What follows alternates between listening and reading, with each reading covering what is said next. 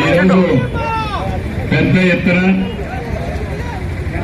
తెలంగాణ తల్లి విగ్రహాన్ని ఏర్పాటు చేసి ఒక అద్భుతమైన కార్యక్రమాన్ని ఏర్పాటు చేసిన స్థానిక శాసనసభ్యురాలు సోదరిమణి యశస్విని రెడ్డి గారికి, మా అక్క ఝాన్సక్కకు, ఈ కార్యక్రమంలో పాలు పంచుకుంటున్న నా కుటుంబ సభ్యులైన కాంగ్రెస్ పార్టీ వివిధ హోదాల్లో ఉన్న నాయకులందరికీ, మీడియా మిత్రులకు కూడా మనస్ఫూర్తిగా హృదయపూర్వక నమస్కారం.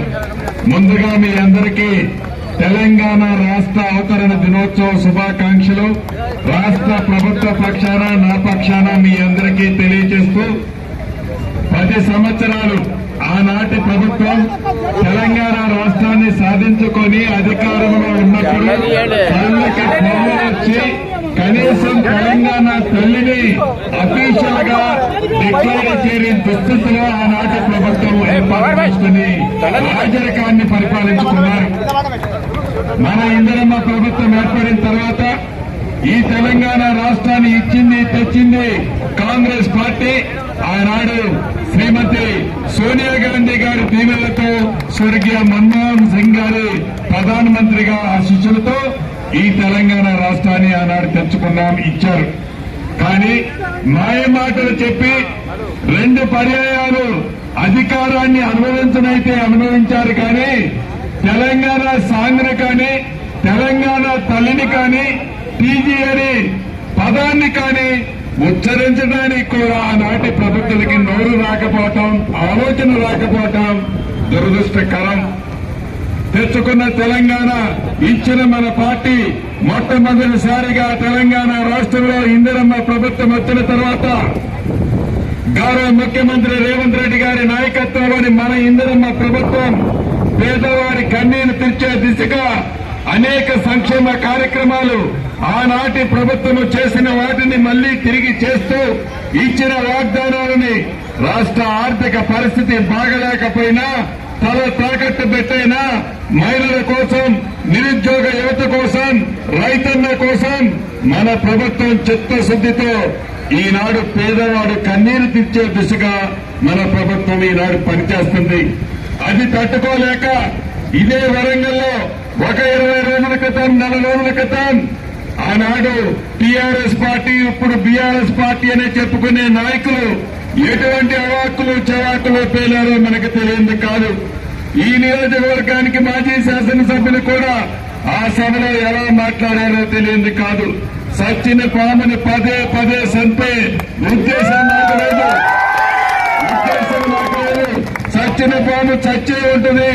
అది ఏదన్నా అది చచ్చిన పాము. మాయ మాటలతో మళ్లీ ఏదో మభ్య పెట్టాలని తాపత్రయపడటం తప్ప తెలంగాణ ప్రజలకు తెలుసు, ఈ పాలకుర్తి ప్రజలకు తెలుసు, ఏ మంచి జరగాలన్నా అది ఇందిరమ్మ రాజ్యంతోనే సాధ్యమని. కాబట్టి తాటాక చప్పుళ్ళకి భయపడేది ఎవరూ లేరు. ఇది ఇందిరమ్మ రాజ్యం. ఈ ఇందిరమ్మ రాజ్యంలో మీ చప్పుళ్లు చూసి ఎవరూ పోసుకునే వాళ్ళు లేరు. ఒకసారి కర్రు కాల్చి ఓట పెట్టారు. మళ్లీ రేపు స్థానిక సంస్థ ఎన్నికల్లో కూడా ఇందిరమ్మ ప్రభుత్వాన్ని పూర్తి మద్దతుతో, స్థానిక సంస్థ ఎన్నికల్లో కూడా పూర్తి మద్దతు ఈ నియోజకవర్గ ప్రజలు కూడా చూపించనున్నారు. అనేక సంక్షేమ కార్యక్రమాలు ఈనాడు మన ప్రభుత్వం చేస్తుంది. 200 యూనిట్ల ఉచిత కరెంటు కానీ, 500 రూపాయలకే గ్యాస్ ముద్దు కానీ, ఆడబిడ్డలకి పెద్దోళ్లు తినే సన్న బియ్యం కానీ, ఆనాటి ప్రభుత్వం 10 సంవత్సరాలలో రేషన్ కార్డు ఇవ్వకపోతే ఈనాడు మన ఇందిరమ్మ ప్రభుత్వం ఇస్తున్నాం. అంతేకాదు ఇందిరమ్మ ఇళ్లు అంటేనే కాంగ్రెస్ పార్టీ, ఇందిరమ్మ అంటేనే ఇందిరమ్మ ఇళ్లు.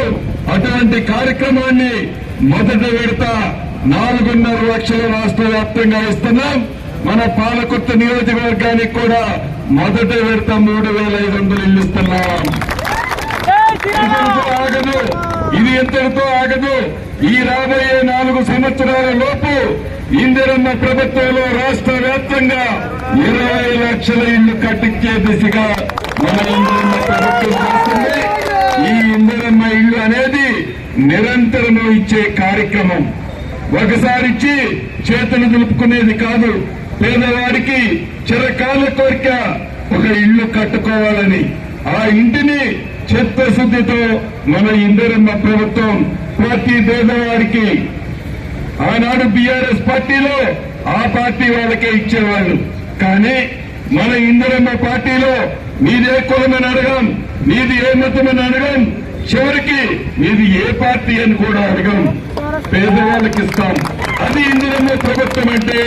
కాబట్టి రాబోయే రోజుల్లో మీ దీవెనలు ఆశీస్సులు ఇందిరమ్మ పార్టీకి, కాంగ్రెస్ పార్టీకి ఉండాలని మనస్ఫూర్తిగా కోరుతూ, ఇక్కడ సోదరిమణి యశస్విని రెడ్డి గారు గాని, ఝాన్సీ రెడ్డి గారు గాని ఈ నియోజకవర్గ అభివృద్ధి కోసం, ఈ నియోజకవర్గ పనుల కోసం ఏ మంత్రి గారి దగ్గరికి వెళ్ళినా, ముఖ్యమంత్రి గారి దగ్గరికి వెళ్ళినా ఈ నియోజకవర్గ బాగోగుల కోసమే చిన్న వయసైన నిరంతరము తప్పించి ఈ నియోజకవర్గ బాగోగులకి కష్టపడి పనిచేస్తున్నందుకు రాష్ట్ర ప్రభుత్వ పక్షాన, ఈ పక్షాన మనస్ఫూర్తిగా అభినందిస్తూ జై కాంగ్రెస్, జై కాంగ్రెస్. Thank you.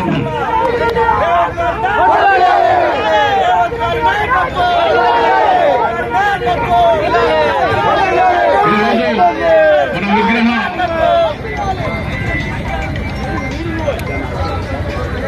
కొల్లూరు యాగయ్య గారు ఈరోజు మనందరికీ కళ్ళ ముందు రాష్ట్రంలోనే 2వ విగ్రహాన్ని ఆవిష్కరించిన మన పెద్దలు గౌరవనీయులు రెవెన్యూ మినిస్టర్ గారు పొంగులేటి సీనన్న గారికి వారికి కృతజ్ఞతలు తెలియజేస్తూ, అలాగే ఈ విగ్రహానికి మన శాసనసభ్యులు ఎంతో రిస్క్ తీసుకుని ఇక్కడ ప్రతిష్ట చేసిన వారికి కూడా మన పాలకుర్తి మండల పార్టీ పక్షాన వారందరూ కూడా కృతజ్ఞతలు తెలియజేస్తున్నాము.